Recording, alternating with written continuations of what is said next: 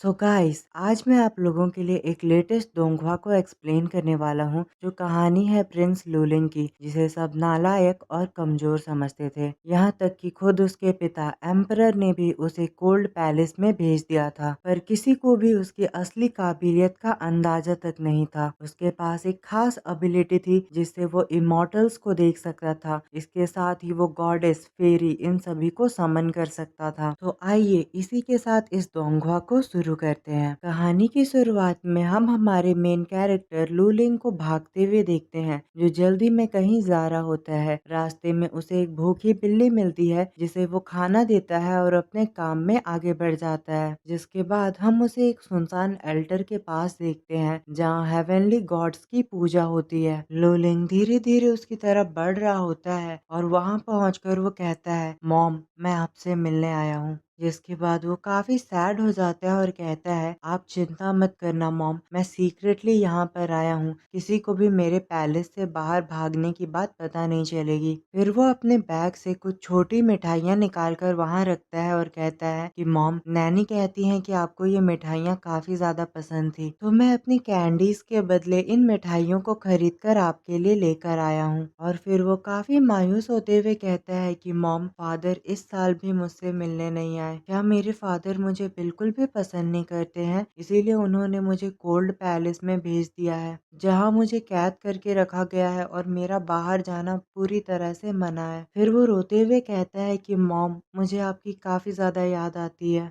जिसकी इन बातों को कहते ही हम देखते हैं कि अचानक से आसमान का रंग बदलने लगता है और वहाँ एक हेवनली क्लाइमेटी फॉर्म होती है, जिससे एक काफी पावरफुल ऑरा लूलिंग पर गिरने लगता है। हर तरफ काफी तेज हवाएं चल रही थी, जिससे परेशान होकर लूलिंग तुरंत ही अपनी मिठाइयाँ संभालने लगता है और वो काफी हैरान हो चुका होता है। और वो इससे भी ज्यादा हैरान हो जाता है जैसे ही वो आसमान की ओर देखता है। वहां से एक काफी ब्यूटीफुल सी फेरी काफी नजाकत से उसके पास आ रही होती है, जिसके चारों ओर काफी सारी फूलों की पंखुड़ियां उड़ रही थी। जिसके बाद वो फेरी जमीन पर उतर आती है। तभी अचानक से सब कुछ शांत हो जाता है और वो फेरी पलटकर कहती है कि ये कैसा वीडियो गेम है। और वो हमारे यंग प्रिंस को देखकर कहती है कि ये एनपीसी कैरेक्टर तो काफी ज्यादा क्यूट है, पर आखिरकार इतनी रात गए ये बच्चा यहाँ पर क्या कर रहा है। इसके लिए तो ये काफी खतरनाक हो सकता है, क्योंकि रात को यहाँ काफी खतरनाक बीस्ट घूमते हैं। जिसके बाद वो लूलिंग के पास जाकर उसे टीस करने लगती है, पर तभी वो रुक जाती है और वो सोचती है कि अभी इसके साथ खेलने का वक्त नहीं है, जिसे मैं खोजने के लिए यहाँ आई हूँ। आखिर वो कहाँ गया। और वो फेरी ये कहते ही तुरंत ही वहाँ से गायब हो जाती है, जहाँ हमें पता चलता है कि वो फेरी किसी को खोजने के लिए यहाँ आई थी। लूलिंग तो अभी तक हैरान खड़ा उस फेरी को अपने आंखों के सामने से गायब होता देखकर हैरान हो रहा होता है। जिसके बाद कहानी सीधे कुछ सालों आगे बढ़ जाती है, जहाँ हमें कोल्ड पैलेस का सीन दिखाया जाता है और हम देखते हैं कि हमारा मेन कैरेक्टर लूलिंग अब काफी बड़ा हो चुका था। वो वहाँ बैठा उन्हीं फूलों की पंखुड़ियों को देखकर सोच रहा होता है कि आखिरकार उस इमोर्टल फेरी से मेरी मुलाकात दोबारा कब होगी। इतनी ही देर में वहाँ उसकी नैनी आ जाती है, जो कि आकर कहती है, यंग प्रिंस, क्या आप अब तक अपने ख्यालों में खोए हो। आज आपके पिता और हमारे एम्परर का बर्थडे है। आपको जल्दी से रॉयल पैलेस जाना चाहिए, इससे पहले कि वो बैंक्वेट स्टार्ट हो जाए। फिर वो कहती है कि ईस्टर्न पैलेस का एग्जाम स्टार्ट होने वाला है। अगर आज आप अपने पिता को खुश कर पाए तो क्या पता आपके पिता आपको फिर से रॉयल पैलेस में बुला ले, इसीलिए आपको तुरंत वहाँ जाना चाहिए। जिस पर लूलिंग तुरंत ही अपनी नैनी की बात मानता है और उसके द्वारा लाया गया गिफ्ट को उठाकर रॉयल पैलेस की ओर चल देता है। अब अगले सीन में हम थर्ड प्रिंस लूलिंग को अपने फादर के बर्थडे के बैंक्वेट में देखते हैं, जहाँ वो बैठा सोच रहा होता है कि इतने सालों से मुझे कोल्ड पैलेस में कैद करके रखा गया है और मुझे केवल फादर के जन्मदिन के दिन ही यहाँ आने की अनुमति मिलती है। और फिर हमें पता चलता है कि लूलिंग के यहाँ आने का केवल एक ही मकसद था, वो अपनी नैनी के लिए दवाइयाँ लेना चाहता था। भले ही लूलिंग एक प्रिंस था, पर वो कोल्ड पैलेस में रहता था, जहाँ उसे कोई भी सुविधाएं नहीं दी जाती थी। जिसके बाद लूलिंग अपने फर्स्ट ब्रदर को ग्रीट करता है, जिसे सफाई करना काफी पसंद था और इस वक्त भी वो सफाई ही कर रहा होता है। जिसके बाद वो अपने सेकंड ब्रदर को भी ग्रीट करता है, पर सेकंड प्रिंस उसे बिल्कुल भी भाव नहीं देता और रूडली उसे ग्रीट करता है। जिसके बाद फिर हम कुछ सर्वेंट को वहाँ लूलिंग के बारे में ही बात करते हुए देखते हैं, जिनमें से एक लड़की कहती है कि अरे क्या वो थर्ड प्रिंस लूलिंग है जिसका ऊपर माला थोड़ा सटका हुआ है और वो फेरी और इमोर्टल्स को देखने की बातें करता है। आखिर इस पागल को कोल्ड पैलेस से बाहर किसने आने दिया? मुझे तो ये प्रिंस कम पागल ज्यादा लगता है। जिस पर दूसरी सर्वेंट उसे धीरे कहने को कहती है और फिर वो दोनों वहाँ से चले जाते हैं। जिसके बाद फिर हम देखते हैं कि किंग वहाँ अपनी सेकेंड वाइफ इंपीरियल कॉन्सर्ट के साथ आ जाता है, जो कि अभी प्रेग्नेंट है। और वहीं बैठी हम क्वीन को भी देखते हैं, जो कि इस चीज को देखकर काफी नाराज नजर आ रही थी। जिसके बाद एम्परर आकर अपनी जगह पर बैठ जाते हैं और बैंक्वेट को स्टार्ट करने का आदेश देते हैं। उनका आदेश मिलते ही सीधे ही वो बैंक्वेट स्टार्ट हो जाता है। सभी लोग एंजॉय करने लगते हैं और एम्परर वहाँ आए सभी टैलेंटेड लोगों को वेलकम करते हैं। जिसके बाद फर्स्ट प्रिंस अपने दोनों भाइयों से कहता है कि चलो हम साथ में मिलकर एम्परर को बर्थडे विश करते हैं। जिसके बाद फर्स्ट प्रिंस, सेकंड प्रिंस और थर्ड प्रिंस तीनों मिलकर एम्परर को बर्थडे की बधाइयां देते हैं। जहां अभी क्वीन उनसे कुछ कहने ही वाली होती है कि तभी इंपीरियल कॉन्सर्ट उनके बातों को काटती है और कहती है, महाराज आपके बेटे आप खुशी के लिए यहाँ आए हैं तो क्यों ना आप उनसे उनका हालचाल पूछ ले। जिस पर एम्परर सबसे पहले अपने सेकंड प्रिंस ल्यूकी से उसके बारे में पूछते हैं। जिस पर सेकंड प्रिंस लियो उससे कहता है कि मैंने एंसेस्ट्रल श्राइन में काफी अच्छे से पढ़ाई की है फादर, आपको मेरी चिंता करने की कोई जरूरत नहीं है, मैं पक्का आपकी उम्मीदों पर खरा उतरूंगा। इसके बाद फिर एम्परर थर्ड प्रिंस ल्यूलिंग से पूछते हैं कि आखिर तुम क्या कर रहे हो इन दोनों। जिस पर हड़बड़ी में घबराहट के कारण ल्यूलिंग कुछ भी बकवास करने लगता है और उसकी बातों को सुनकर सभी लोग उस पर हंसने लगते हैं और ल्यूलिंग सोचता है कि मैंने एक बार फिर से गड़बड़ कर दी। इसी बीच इंपीरियल कॉन्सर्ट कहती है कि महाराज आपको थर्ड प्रिंस की चिंता करने की कोई जरूरत नहीं है, कोल्ड पैलेस में इनके खाने पीने का ध्यान मैं खुद रखती हूँ, इन्हें वहाँ किसी भी चीज की कोई दिक्कत नहीं है। जिस पर एम्परर उससे कहते हैं कि तुम कितनी समझदार हो और वो ल्यूलिंग से इनका शुक्रिया अदा करने को कहते हैं और ल्यूलिंग भी वैसा ही करता है। तभी क्वीन अपने बेटे फर्स्ट प्रिंस लियो हैंग से कहती है कि तुम्हें किंग और इंपीरियल कॉन्सर्ट को टोस्ट करना चाहिए। जिस पर तुरंत ही किंग कहते हैं कि इंपीरियल कॉन्सर्ट बहुत जल्दी मेरे बच्चे को जन्म देने वाली है तो हम वाइन की जगह चाय पियेंगे जो कि उनके सेहत के लिए अच्छी रहेगी। जिसके बाद फर्स्ट प्रिंस सबसे पहले किंग और फिर अपनी मॉम क्वीन को ग्रीट करता है और उन्हें टोस्ट करता है। जिसके बाद वो इंपीरियल कॉन्सर्ट को भी ग्रीट करता है और उनके लिए भी टोस्ट करता है। जहाँ हम देखते हैं चाय पीते ही इंपीरियल कॉन्सर्ट के पेट में काफी ज्यादा दर्द होने लगता है। जहाँ क्वीन उससे पूछती है कि आपको क्या हुआ और किंग तुरंत ही उसके पास चले जाते हैं और उससे पूछते हैं कि तुम्हारे साथ क्या हो रहा है। जिस पर इंपीरियल कॉन्सर्ट उन्हें बताती है कि उसके पेट में काफी दर्द हो रहा है। जिस बात को सुनकर सभी लोग काफी हैरान हो जाते हैं और किंग तुरंत ही वहाँ रॉयल फिजिशियन को लाने का आदेश देते हैं। अगले सीन में हम देखते हैं कि रॉयल फिजिशियन वहाँ पर आ चुका था और वो इंपीरियल कॉन्सर्ट को चेक करता है और फिर किंग को कहता है, महाराज इनकी पल्स काफी बढ़ी हुई है और इनकी बॉडी में भी काफी ज्यादा इंटरनल हीट जमा हो चुकी है, पर चिंता की कोई बात नहीं है, आपका बच्चा बिल्कुल सही सलामत है। जिस पर एम्परर उससे इंपीरियल कॉन्सर्ट की इस हालत का कारण पूछते हैं। जहाँ रॉयल फिजिशियन तुरंत ही खाने को चेक करके बताता है कि इस चाय में एक ऐसा जिनसिंग मिला है जिसे अगर कोल्ड इंसेंस के साथ लिया जाए तो पीने वाले की बॉडी में यिन एनर्जी की कमी हो जाती है और फिर उसकी हालत इतनी बिगड़ जाती है। और उस जिनसिंग और कोल्ड इंसेंस को एक साथ लेना काफी खतरनाक हो सकता है किसी भी प्रेग्नेंट औरत के लिए। इस बात को सुनकर इंपीरियल कॉन्सर्ट तुरंत ही ऑस्कर लेवल एक्टिंग करते हुए कहती है कि महाराज मुझे इंसाफ चाहिए, मुझे कुछ भी समझ नहीं आ रहा है कि आखिरकार कौन कोल्ड इंसेंस का इस्तेमाल करके हमारे बच्चे को नुकसान पहुंचाने की कोशिश कर रहा है, आप बस कुछ भी करके मुझे इंसाफ दिलाइए। जिस पर एम्परर तुरंत ही सबको चेक करने को कहते हैं आखिर किसने चिलिंग इंसेंस का इस्तेमाल किया है। जहां सभी को इंस्पेक्ट करने के बाद गार्ड्स किंग को बताते हैं कि चिलिंग इंसेंस की खुशबू फर्स्ट प्रिंस से आ रही है। इस बात को सुनकर सभी लोग काफी हैरान हो जाते हैं और फर्स्ट प्रिंस की तरफ देखने लगते हैं और क्वीन तुरंत ही अपने बेटे को बचाने की कोशिश करने लगती है, पर अब इसका कोई फायदा नहीं था। किंग उसे रोककर फर्स्ट प्रिंस की अच्छे से जांच करने का ऑर्डर देते हैं। जहां फर्स्ट प्रिंस के सामान से उन्हें एक ऐसा रुमाल मिलता है जिसे चेक करने के बाद रॉयल फिजिशियन किंग को बताते हैं कि इस रुमाल पर चिलिंग इंसेंस का इस्तेमाल किया गया है। जिस पर सभी लोग हैरान होकर फर्स्ट प्रिंस की तरफ देखने लगते हैं। जहां क्वीन तुरंत ही आगे आकर किंग से कहती है कि आप अच्छे से जानते हो कि लू हैंग को साफ सफाई कितनी ज्यादा पसंद है। वो केवल अपने पास सैंडलवुड की इंसेंस को रखता है। आखिरकार वो चिलिंग इंसेंस का इस्तेमाल क्यों करेगा। जहाँ हम किंग को देखते हैं जो कि काफी गुस्से में फर्स्ट प्रिंस का नाम पुकारते हैं, जिसके बाद फर्स्ट प्रिंस तुरंत ही अपने घुटनों पर आकर कहता है कि उसने ऐसा कुछ भी नहीं किया है और वह कभी भी चिलिंग इंसेंस का इस्तेमाल नहीं करता है। पर उसकी बातों को बीच में ही काट कर इम्पीरियल कॉन्सेर्ट कहती है कि फर्स्ट प्रिंस, आप काफी भरोसे से ये कह रहे हैं कि आपने ऐसा नहीं किया है। अब आप ऐसा तो नहीं कहेंगे ना कि ये रुमाल भी आपका नहीं है और आपको फंसाया गया है। और प्रो लेवल एक्टिंग करते हुए किंग को कहती है, पर महाराज मेरे बच्चे का क्या, इन सब की वजह से उसे काफी तकलीफ हुई है, मुझे इसका इंसाफ चाहिए। जहाँ क्वीन भी अपने बेटे की तरफ से किंग को समझाना चाहती थी, पर किंग का गुस्सा देखने के बाद वो कुछ भी नहीं कह पाती। जिसके बाद किंग फर्स्ट प्रिंस को देखकर गुस्से में कहते हैं, तुमने मेरे अच्छे खासे चल रहे बर्थडे सेलिब्रेशन को बर्बाद कर दिया। ये मेरे चेहरे पर तुम्हारे द्वारा दिया गया बदतमीजी का तमाचा है। तभी क्वीन घुटनों पर आकर कहती है कि जरूरी नहीं है कि ये चिलिंग इंसेंस का ही काम हो, क्या पता आज के खाने में ही कुछ मिला हो। जिस पर किंग तुरंत ही कहते हैं कि आज के खाने का इंतजाम तो तुमने ही किया था, है ना। वहीं खड़ा लूलिंग सोच रहा होता है कि फर्स्ट प्रिंस हमारे क्राउन प्रिंस है, इसीलिए इस तरह की मुसीबत हमेशा उन पर आती रहती है। तभी क्वीन कहती है कि ये सच है, मैंने खुद ही सारे खाने का चयन किया था और मेरे दास और दासियों ने कभी भी खाने में कोई गड़बड़ नहीं की है, इस बात का ध्यान मैं खुद रखती हूँ। तो ऐसा हो ही नहीं सकता है कि बैंक्वेट के खाने में कोई गड़बड़ी हो। जिस पर एक बार फिर से इम्पीरियल कॉन्सर्ट उसकी बातों को काटते हुए कहती है कि माय क्वीन, आप क्या मुझ पर ही शक करी हो कि मैंने ही अपने बच्चे को नुकसान पहुंचाने की कोशिश किया। जिसका जवाब तो अब खुद क्वीन के पास भी नहीं था। वहीं लूलिंग सोच रहा होता है कि कुछ तो गलत हो रहा है। मैं एल्डर ब्रदर को काफी अच्छे से जानता हूँ, वो कभी भी ऐसी हरकत नहीं कर सकते हैं। अब मुझे उनकी मदद करनी होगी। और वो तुरंत ही एम्परर से अपनी बात रखने की परमिशन मांगता है और फिर वो कहता है कि फादर, आज के खाने से मुझे भी बिल्कुल इम्पीरियल कॉन्सर्ट की तरह हीट का एहसास हो रहा है और मेरे पेट में भी हल्का दर्द है। तो हो सकता है कि ये केवल मामूली सा पेट दर्द हो, ना कि चिलिंग इंसेंस का असर। तभी फर्स्ट प्रिंस भी बोल पड़ता है कि फादर, मैं सच में इनोसेंट हूँ, मैंने कुछ भी नहीं किया है। तभी वहीं बैंक्वेट में बैठा एक आदमी अचानक से उठता है और वो थर्ड प्रिंस को घूरते हुए आगे आ जाता है और कहता है कि महाराज, मुझे भी लगता है कि इम्पीरियल कॉन्सर्ट की हालत का जिम्मेदार कुछ और है। और वो इम्पीरियल कॉन्सर्ट से पूछता है कि आप यहाँ आने से पहले क्या कर रही थी। जिस पर इम्पीरियल कॉन्सर्ट बताती है कि वो शाही बागीचे में घूमने गई थी। तभी रॉयल फिजिशियन को कुछ ध्यान आता है और वो कहता है कि महाराज, शाही बागीचे में काफी सारे कनेर के पौधे हैं और उनके फूलों से निकलने वाले पराग से ही कोल्ड इंसेंस बनता है, जो कि एक कारण हो सकता है इम्पीरियल कॉन्सर्ट के बीमार पड़ने का। इम्पीरियल कॉन्सर्ट की हालत का जिम्मेदार बागीचे में लगे कनेर के पौधे हैं, जिनसे निकलने वाला पराग इस चाय में मिलकर इम्पीरियल कॉन्सर्ट की तबीयत खराब कर रहा है। जिस पर किंग तुरंत ही अपने सर्वेंट को ऑर्डर देते हैं कि कल सुबह तक मुझे एक भी कनेर का पौधा नहीं दिखना चाहिए। अगर मुझे ईस्टर्न पैलेस में एक भी कनेर का पौधा दिखा तो इसका खामियाजा तुम लोगों को भुगतना होगा। और किंग का गुस्सा देखकर सभी सर्वेंट भी काफी ज्यादा डर जाते हैं। इसके बाद किंग तुरंत ही इम्पीरियल कॉन्सर्ट के पास जाते हैं और उससे कहते हैं कि मेरी जान, तुम्हें अपना ख्याल रखना चाहिए और आइंदा से ऐसे फूलों के पास मत जाना। तभी क्वीन भी उनसे कुछ बात करने की कोशिश करती है, जिस पर किंग गुस्से में उससे कहते हैं कि इस बात को और खींचना बंद करो, तुम हमारे रॉयल फैमिली की और कितनी बार नाक कटाओगी। जिसके बाद किंग वहां से रॉयल कॉन्सर्ट को लेकर जाने लगते हैं और अपने सर्वेंट से कहते हैं कि किचन में रहने वाले सभी सर्वेंट को बदलवा दो और साथ ही फर्स्ट प्रिंस के भी सभी नौकरों को निकाल दो। और जिसके बाद वो फर्स्ट प्रिंस से कहते हैं, लियो हैंग, आज तुमने मुझे काफी ज्यादा निराश किया है। मैं उम्मीद करता हूँ कि तुम्हें इसका पछतावा जरूर होगा और तुम अपनी गलतियों से सीखोगे। और फर्स्ट प्रिंस तो बेचारा चुपचाप बैठा उनकी बातों को सुन रहा होता है। और फिर किंग तुरंत ही क्वीन की तरफ देखते हैं और उससे कहते हैं कि तुम भी अपनी जिम्मेदारियां निभाने में असफल रही हो, तो आज से